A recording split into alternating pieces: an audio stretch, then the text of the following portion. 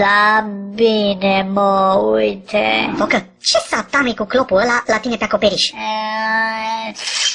Și de ce-ți curge mâzga aia nucleară din bornău? Arăți, de parcă ți-a răscolit cineva nămolul cu o spatulă. Am răcit, mediocrule. Infectatule, zombalăule, tu ai gripă din aia care te fierbe. Da. Dar pentru că mi-ești prieten, voi face un sacrificiu, da? Azmo te va trata.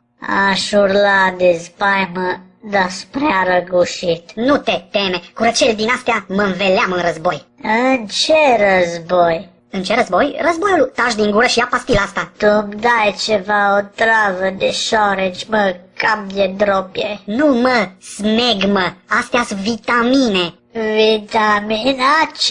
Vitamina ce altceva să fie? Mi-ai mentolat ficatul, mă ard circuitele. Ești mai grav decât credeam. Răceala ta are o gripă. Bea licoarea asta. Ce asta? Poțiune de viață. Adică? Rachiu de brad simpatic cu gogele de mânz. De la febră ți se trage. Nu nimic. O mică combustie spontană. Rapid. Bagă pastilele astea. Mă simt atât de bine, poneiule mic. Delirezi în satan. Bagă siropul ăsta.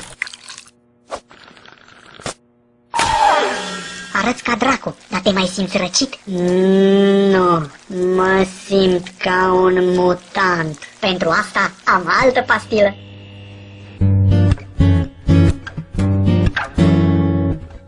Rachiu de brad simpatic cu gogele de mână.